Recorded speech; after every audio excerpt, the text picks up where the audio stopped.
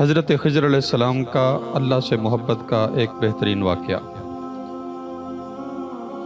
ایک مرتبہ حضرت خضر علیہ السلام دریا کے کنارے بیٹھے ہوئے تھے۔ اتنے میں کسی سائل نے آ کر ان سے سوال کیا کہ میں آپ سے اللہ کے واسطے سوال کرتا ہوں، مجھے عنایت فرمائیے۔ یہ سن کر حضرت خضر علیہ السلام پر بے ہوشی طاری ہو گئی۔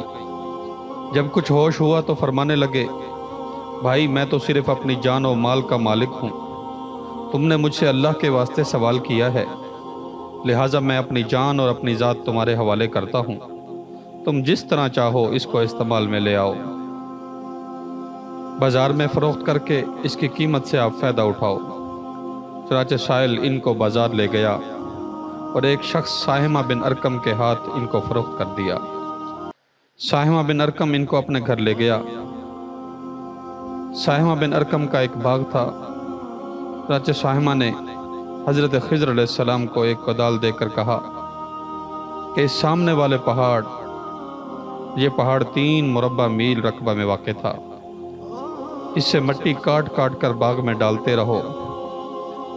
اور یہ حکم دے کر ساہمہ اپنی کسی ضرورت سے کہیں چلا گیا اور حضرت خضر علیہ السلام اس پہاڑ سے مٹی کاٹ کاٹ کر باغ میں ڈالنے لگے۔ جب ساہمہ واپس آیا تو اس نے اپنے گھر والوں سے پوچھا کہ تم نے غلام کو کھانا بھی کھلایا ہے یا نہیں؟ گھر والوں نے جواب دیا، ہمیں تو معلوم نہیں غلام کہاں ہے۔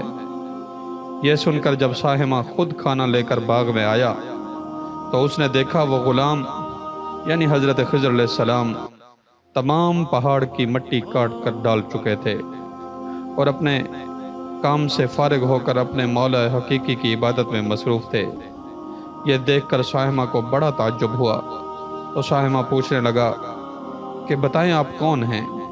یہ بات سن کر حضرت خضر علیہ السلام پر کچھ بے ہوشی سی طاری ہو گئی اور پھر افاقہ ہونے پر انہوں نے فرمایا کہ بھائی میں خضر ہوں۔ جس کو سن کر ساہمہ کے ہوش اڑ گئے کہ اے ساہمہ، یہ تو نے کیا کیا؟ ان کو غلام بنا کر ایسے کام پر لگایا ہے، یہ تو انتہائی تجھ سے گستاخی ہوئی ہے۔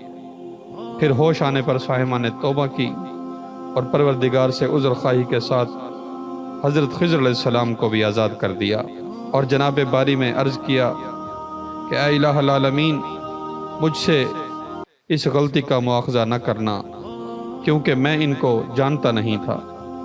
اس کے بعد حضرت خضر علیہ السلام نے ان کے حق میں دعا فرمائی اور اس کو معاف فرما دیا اور خود اللہ کی بارگاہ میں سجدہ شکر بجا لائے کہ اے میرے پروردگار، میں تیری ہی راہ میں غلام بنا اور تیری ہی راہ میں آزاد ہوا، اس پر تیرا شکر گزار ہوں۔ بعد ازاں واپسی کی اجازت لے کر جب دریا پر واپس آئے تو یہ دیکھا ایک شخص کھڑا دعا مانگ رہا ہے کہ اے میرے رب، حضرت خضر علیہ السلام کو غلامی سے رہائی عطا فرما دے اور ان کی توبہ بھی قبول فرما لے۔ حضرت خضر علیہ السلام نے یہ دیکھ کر اس شخص سے دریافت کیا کہ آخر تو کون ہے؟ تو اس شخص نے بتایا، میں تو شازون ہوں، آپ کون ہیں؟ تو انہوں نے فرمایا کہ میں خضر ہوں۔ اس کے بعد شازون نے کہا، اے خضر، تم نے اپنے لیے رہنے کا مکان بنا کر دنیا طلب کی ہے، کیونکہ حضرت خضر علیہ السلام کا دریا کے کنارے پر ایک عبادت خانہ تھا۔ بس یہ سن کر وہ فوراً میدان میں نکل آئے اور وہیں اللہ کی عبادت میں مصروف ہو گئے۔ اس کے بعد حضرت خضر علیہ السلام نے اسی جگہ ایک درخت لگایا اور اس کے سائے میں عبادت شروع کی تو آواز آئی، اے خضر، جب تم نے درخت کے سائے میں سجدہ کیا تو تم نے دنیا کو آخرت پر ترجیح دی، اور مجھے اپنی عزت و جلال کی قسم، دنیا کی محبت میں میری رضامندی نہیں ہے۔ اس کے بعد حضرت خضر علیہ السلام نے شازون فرشتے سے کہا، اے شازون، میرے لیے دعا کرو، اللہ تعالیٰ میری توبہ قبول فرمائے۔ چنانچہ شازون نے دعا کی، اللہ تعالیٰ نے شازون کی برکت سے حضرت خضر علیہ السلام کی توبہ کو قبول فرمایا۔ یہ حکایتوں کا گلدستہ بحوالہ پہلوی سے لی گئی ہے۔ اس واقعہ سے ہمیں یہ سبق حاصل ہوتا ہے کہ خدا کے برگزیدہ بندے اسی حالت میں راضی رہتے ہیں جو اللہ تعالیٰ کو منظور ہوتا ہے۔